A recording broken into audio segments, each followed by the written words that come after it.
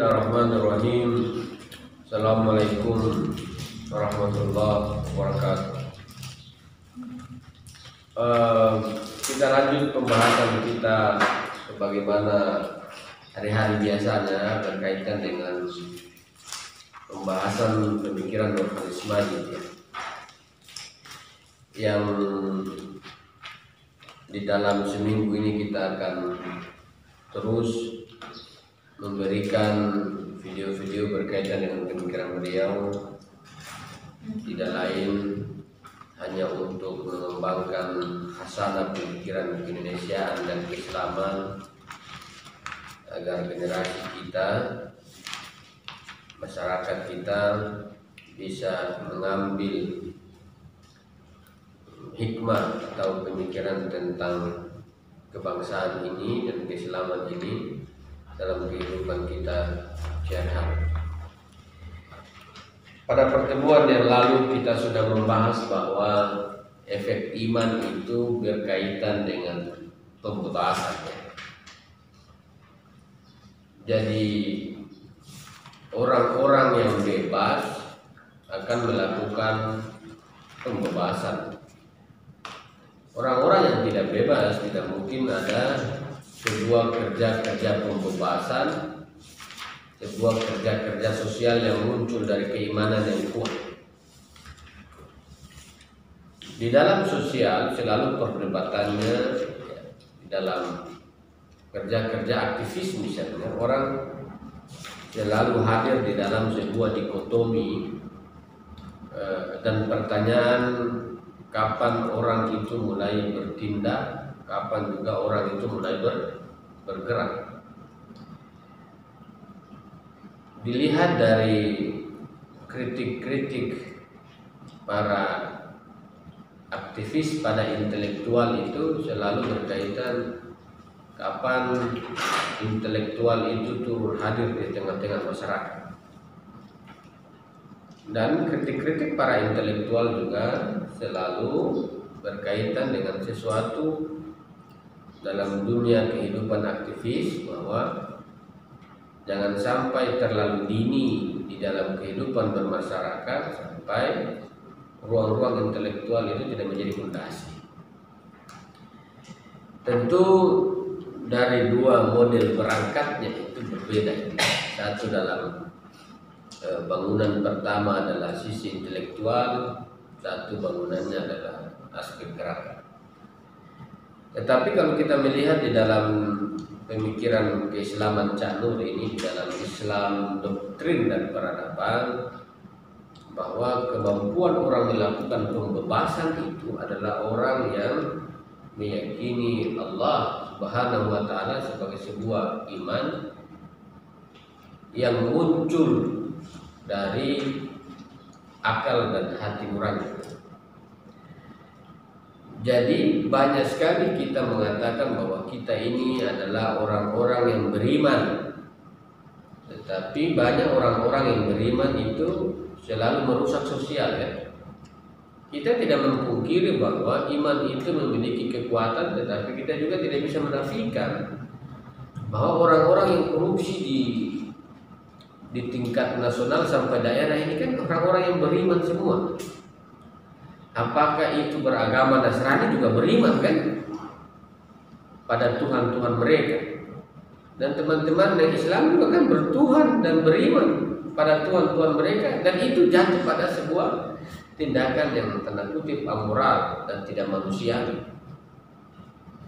Disitulah kemudian dari tindakan-tindakan itu kemudian yang tidak sesuai dengan intisari keimanan kemudian menjadi otokritik bahwa iman itu perlu dijernihkan, ya. Tapi bagaimana kita mau menjernihkan iman itu? Harus dengan sebuah bahasa akal, bahasa hati nurani sebagai bentuk kejujuran dalam tindakan untuk mengungkap, menyampaikan sebuah kebenaran dan berpihak pada kebenaran. Nah, dengan begitu maka iman itu akan dia melahirkan sebuah bentuk emansipasi, ya. Dia bentuk emansipasi. Iman, ya, iman ini dia akan melahirkan bentuk emansipasi. Emansipasi ini bahasa lain adalah tanggung jawab. Kita akan melihat dalam konteks iman, dalam konteks pembebasan ini. Ada satu doktrin iman di dalam Islam, itu dalam teori khalifaan.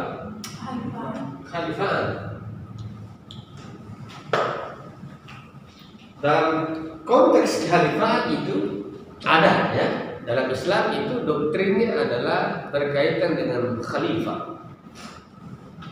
Di dalam tafsir kemanusiaan, Canur mengatakan di sini bahwa orang itu punya fitrah ya, cenderung pada kebenaran. Tetapi kalau kita berbicara tentang dunia itu bukan hanya sekedar fitrah. Orang berbicara tentang khalifah. Ketika ayat fitrah mengatakan fitratallahi fataran nas 'alaiha, ya, itu kan teori fitrah ya. Tetapi kalau berbahasa tentang membahas tentang emansipasi tanggung jawab dunia, itu dia berbicara tentang apa? Allah hendak menciptakan seorang khalifah, ya. Jadi dua ayat ini pada konteks yang berbeda. Kalau coba kita merenung-renungkan bahwa perjanjian primordial itu terjadi pada pembahasan orang di dalam kandungan berkaitan dengan fitratallahi fataran nas 'alaiha. Tetapi ada juga perjanjian primordial berkaitan dengan aku hendak menciptakan seorang khalifah di muka bumi. Jadi di dunia ini orang berbicara tentang apa? Tentang tanggung jawab khalifah di muka bumi. Makanya dia berkaitan dengan emansipasi. Tidak ada ruang-ruang di dunia ini yang tidak terkait dengan tanggung jawab kekhalifahan. Kenapa kita tidak berbicara manusia saja secara murni saja? Kenapa kita tidak berbicara tentang manusia sebagaimana manusia? Tetapi kita berbicara dalam tafsir Islam dan doktrin ini adalah manusia dalam predikat khalifah. Aku hendak menciptakan seorang khalifah, ya. Artinya bahwa manusia ini dipredikasi menjadi khalifah di muka bumi, ya. Di muka bumi. Lah kalau anda ini masih dalam rahim belum disebut khalifah, masih disebut dengan manusia fitrah dalam perjanjian primordial itu. Tetapi ketika dari transisi dari rahim menuju bumi ada teori aku hendak menciptakan seorang khalifah. Itu ayat kedua. Ayat ketiga mengatakan bahwa Allah itu mengajarkan Adam asma, ya. Asma. Jadi di dalam proses kekhalifahan itu memasuki ruang tanggung jawab itu dia berkaitan dengan apa? Kata Canur, berkaitan dengan pengetahuan atau pendidikan. Ini bicara tanggung jawab alam semesta, ya. Dalam atau berbicara sosial sejarah. Begitu. Jadi hidup Anda di dunia ini adalah bicara tanggung jawab. Posisinya adalah tanggung jawab. Kalau Anda hidup di dunia tidak berkaitan dengan tanggung jawab terhadap alam, terhadap sosial, maka Anda keluar dari bumi saja. Ambil bahasa kasar, ya. Kalau kita mau bahasa kasar begini, aku hendak menciptakan seorang khalifah di muka bumi, maka setiap perjalanan di muka bumi itu adalah perjalanan khalifah. Jadi Anda dari rumah ke kampus, Anda dari rumah ke rumah, perjalanan melewati tataran bumi alam semesta itu bicara tanggung jawab. Ketika ada satu hari di dalam kehidupan Anda lewati deretan dunia ini, bumi di atas bumi ini tidak ada dalam rangka tanggung jawab kekhalifahan, maka Anda harus membahasakan Anda keluar dari alam semesta. Saya kemarin juga bicara tentang ini, tentang kekhalifahan ini. Jadi kalau orang yang hidup di dunia tidak bicara tanggung jawab, dia kayak bicara begini, teman-teman dulu tapi angkat kaki, jangan ingat dunia. Dan Allah mengatakan aku hendak menciptakan seorang khalifah di muka bumi. Berarti bumi ini diisi oleh orang-orang yang bertanggung jawab terhadap alam. Kalau Anda hidup mau enak-enakan, hidup mau tidur di kos-kosan terus, orang suruh kuliah, orang suruh kuliah tapi mau tidur terus, dan Anda keluar dari rumah cuma cari makan, tidak dalam rangka menjalankan kewajiban kekhalifahan, tanggung jawab, Anda cari bumi lain untuk bisa ditempati. Berarti Anda ini zalim sama Tuhan. Aku hendak menciptakan seorang khalifah di muka bumi. Ditawarkan pada langit dan bumi, gunung-gunung semua menolaknya. Tapi ketika manusia mau, Allah mengatakan amat zalim dan bodoh. Ya, ini kan ayat-ayatnya. Jadi kalau Anda hidup di dunia hanya main-main, tidak dalam kerangka tanggung jawab dan emansipasi, mengangkat harkat dan martabat manusia, berarti Anda bermainnya bukan pada wilayah khalifah. Kenapa begitu lemah ya? Kenapa kita begitu lemah menjalankan kekhalifahan itu? Kenapa kita begitu lemah menjalankan tugas-tugas kekhalifahan itu dalam menjalankan tanggung jawab? Jadi sebuah paradigma kekhalifahan itu bahwa kita hadir di dunia ini semata-mata tidak lain kecuali menjalankan tugas kewajiban kita sebagai bentuk pengabdian kita kepada al-haq kan? Artinya bahwa kekhalifahan ini pancaran dari keimanan.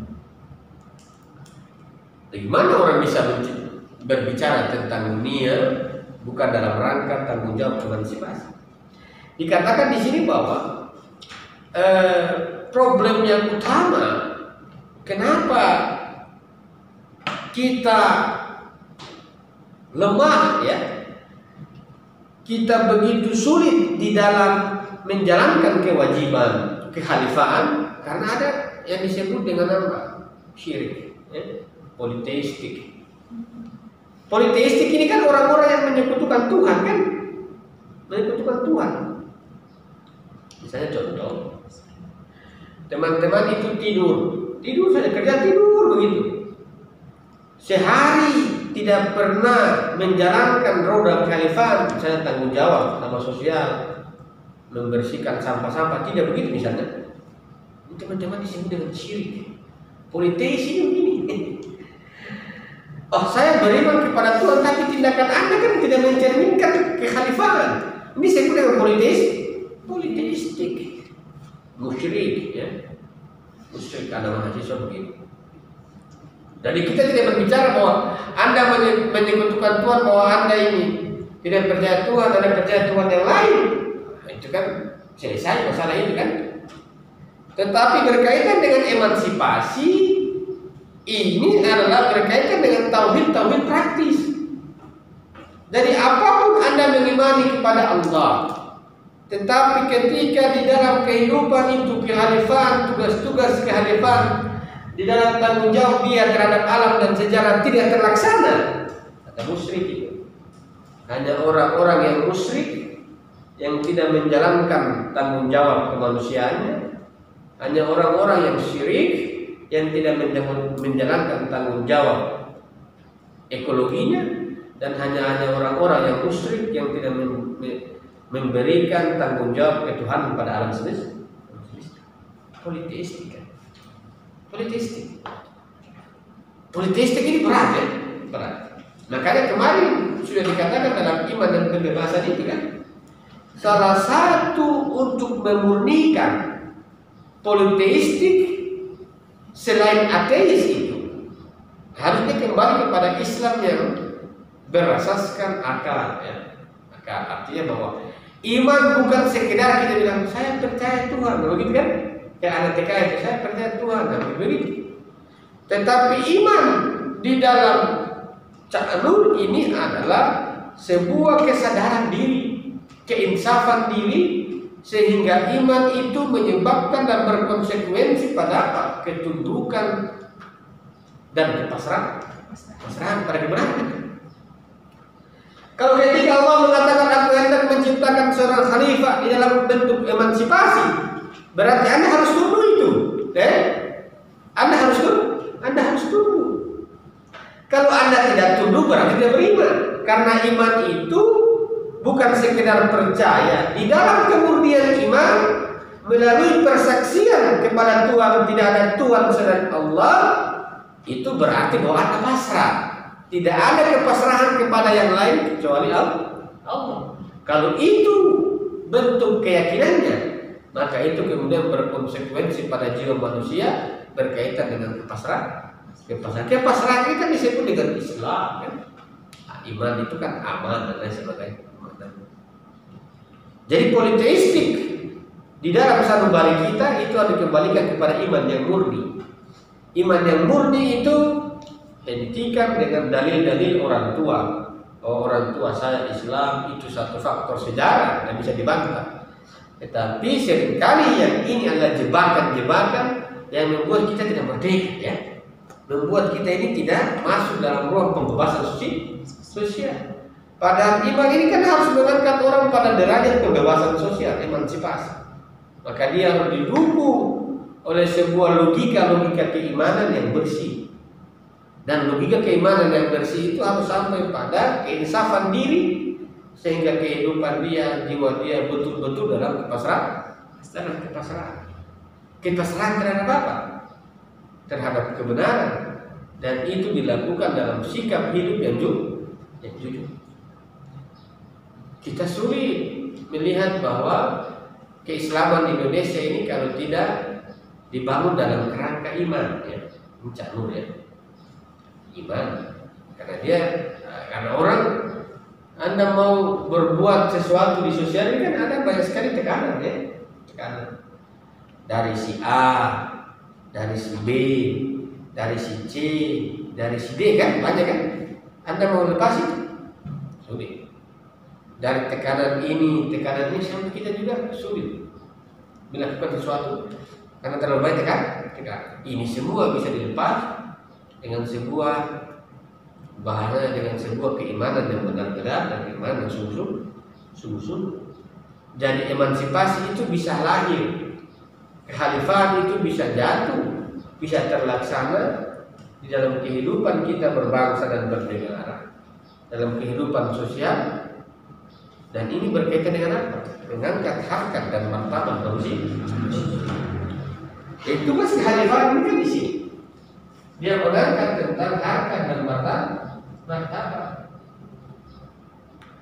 Jadi kalau ada orang beriman, ya, ada orang mengatakan bahwa dia hanifah dalam amalnya, tetapi dalam kehidupan beramal itu martabat manusia dia tidak angkat dalam egaliter, persamaan dan lain sebagainya, berarti bukan kekhalifahan. Karena iman itu pembebasan, iman itu murni, maka tugas kekhalifahan itu di dalam kehidupan sosial dan sejarah di muka bumi, dia betul-betul harus sampai pada fase mengangkat derajat dan martabat manusia. Kalau sudah sampai pada dudukan kekhalifahan, ini kita tidak. Kita bilang kita khalifah di muka bumi, tetapi masih ada sedikit rasis. Berbeda golongan agama kita sudah mulai aneh-aneh, ya. Kita sudah melihat orang lain yang berbeda dengan kita mulai sudah tidak senang. Itu berarti apa itu?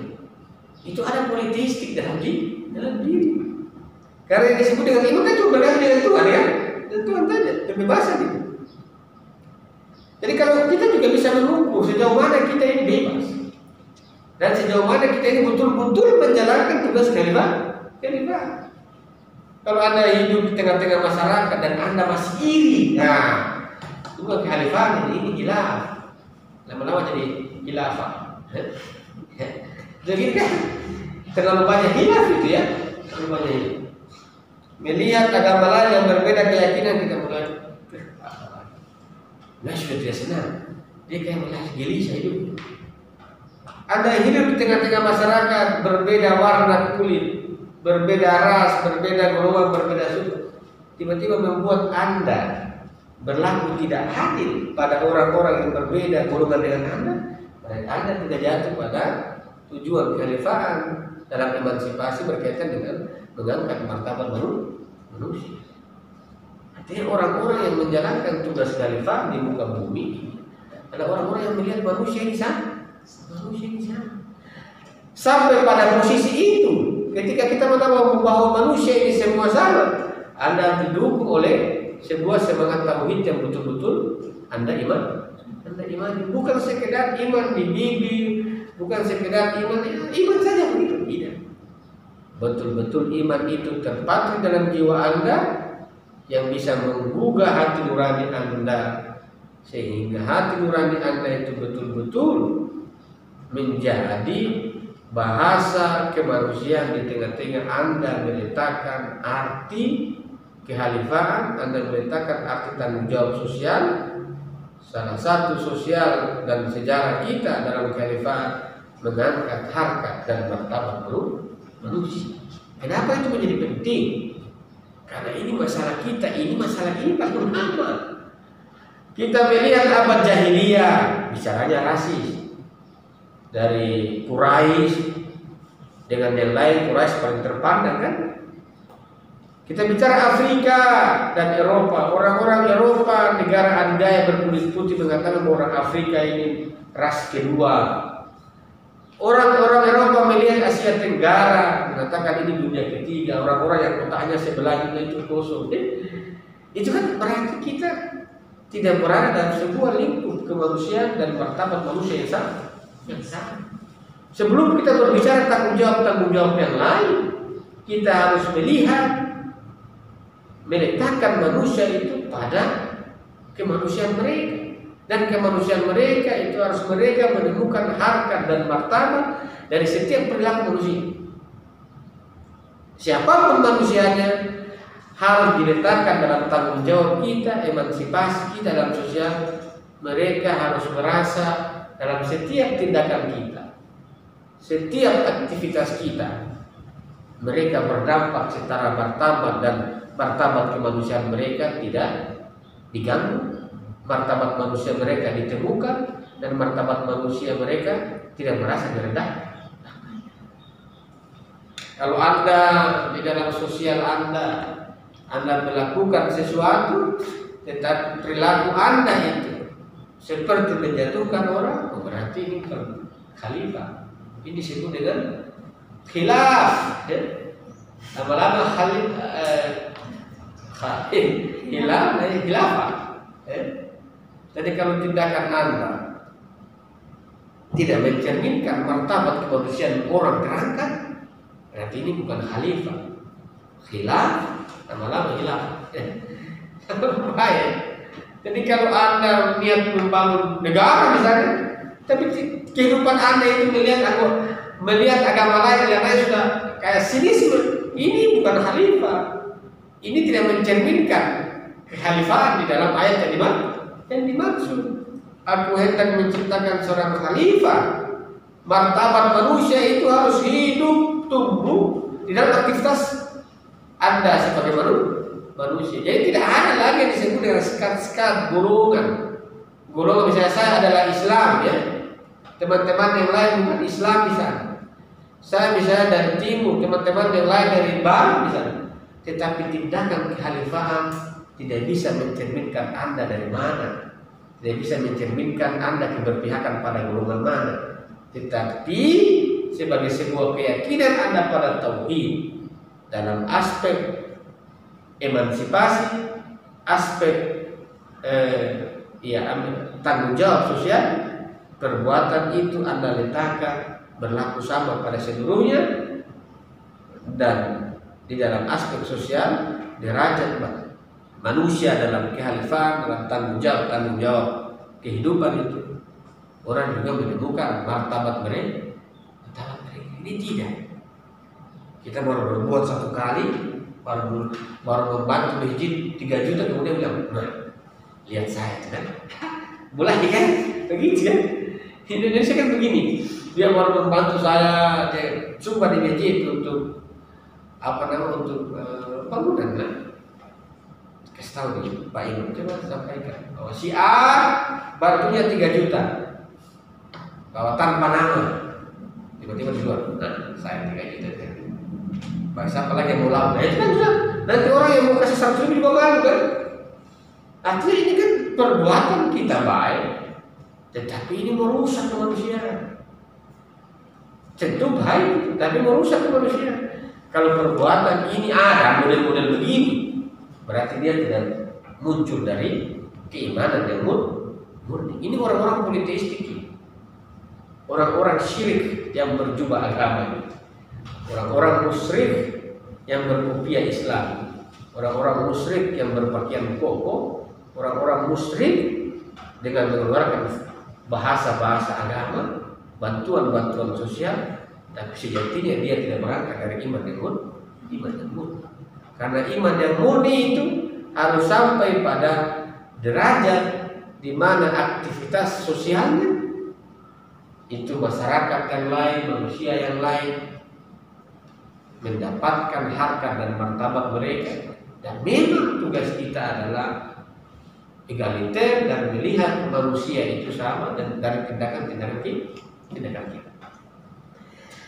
Sulitnya kita masuk pada ruang-ruang itu, jadi keimanan itu dia bisa menyelamatkan orang, dia bisa menyelamatkan orang dari bahwa keimanan terhadap Allah Subhanahu wa taala itu kan pembahasannya esoterik. Esoterik itu hubungan jiwa dengan Tuhan, esoterik. Walaupun Cak Nur tidak menjelaskan relasinya, tetapi dia menetapkan bahwa esoteris itu adalah hal yang fakta, karena orang bicara kebahagiaan batin kan, misalnya sholat, misalnya itu kan esoteris kan, teman-teman berkaitan dengan Tuhan, berzikir, bertasbih, ya, itu semua berkaitan dengan Tuhan. Tetapi di samping itu Anda tidak bisa lupa ada yang disebut dengan eksoteris, yaitu hal-hal yang berkaitan dengan amal perbuatan berkaitan dengan hal-hal yang sifatnya kemanusiaan. Jadi orang yang punya kemampuan esoteris, dia juga harus punya kemampuan eksoteris. Di dalam Islam ini dia tidak memisahkan esoteris yang esoteris, eksoteris yang eksoteris. Tidak. Tetapi di dalam Islam, karena ini semua semata-mata berkaitan dengan ridho ilahi, berkaitan dengan kebenaran, maka perbuatan-perbuatan yang sifatnya batin dan perbuatan-perbuatan yang bersifat kemanusiaan ini juga harus sama-sama di dalam tujuan yang sama berkaitan dengan ridho ilahi. Maka aspek esoteris itu di dalam pemahaman diri manusia, jiwa manusia, ini berkaitan dengan teosentris, ya, pandangan ketuhanan, bahwa pandangan ketuhanan itu muncul di dalam diri kita melalui dengan keimanan yang murni, rasionalitas, akal, hati nurani. Pada diri kita ada sebuah kepastian bahwa hanya Allah yang satu, esa, begitulah ya. Jadi ini pandangan teosentris. Tetapi di samping pandangan teosentris ini orang harus sampai pada tugas kekhalifahan, tugas kemanusiaan, bahwa di samping dia terkait dengan Tuhan, dia juga berkaitan dengan manusia sesama manusia. Manusia sesama manusia ini dalam rangka meletakkan arti teosentris di dalam tanggung jawab sosial itu. Walaupun Cak Nur mengatakan bahwa di dalam amal perbuatan itu antara manusia sesama manusia dalam harkat dan martabat itu, dan mengatakan dalam arti antroposentris, manusia dengan manusia. Walaupun bahasa antroposentris ini semua bahasa dari Eropa, ya. Antroposentris semua berpusat pada manusia. Jadi antroposentris berpusat pada manusia. Kalau mau dilepaskan bahasa teosentris, ya, bahasa teosentris, maka ini murni antroposentris. Tetapi Cak Nur dengan arti teosentrisnya, dia tidak melepaskan arti antroposentris sebagai sebuah kemanusiaan yang murni manusia. Tetapi antroposentris itu sebagai bentuk amal perbuatan di tengah-tengah dan bersama manusia, itu merupakan pancaran dari teosentris. Berarti sebuah pandangan, sebuah cara pandang kita atau kehidupan kejiwaan kita tentang Tuhan secara membatin, itu suka tidak suka, itu harus berkonsekuensi pada aspek antroposentris.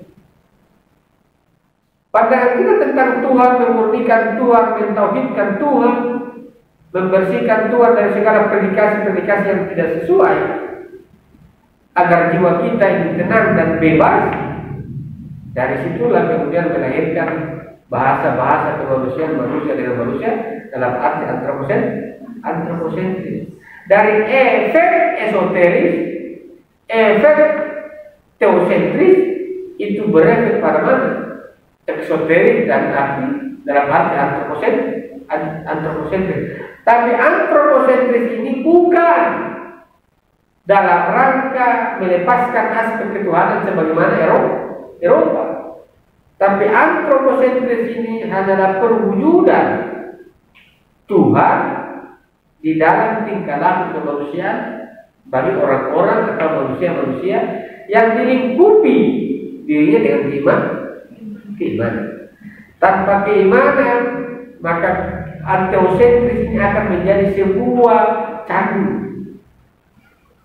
Tanpa pemahaman tentang realitas kemanusiaan kekhalifahan, maka teosentris, esoteris ini akan tidak menjelma di dalam kehidupan kita, tidak akan berdampak secara serius di tengah-tengah kehidupan berbangsa, kehidupan sosial dan sejarah kita.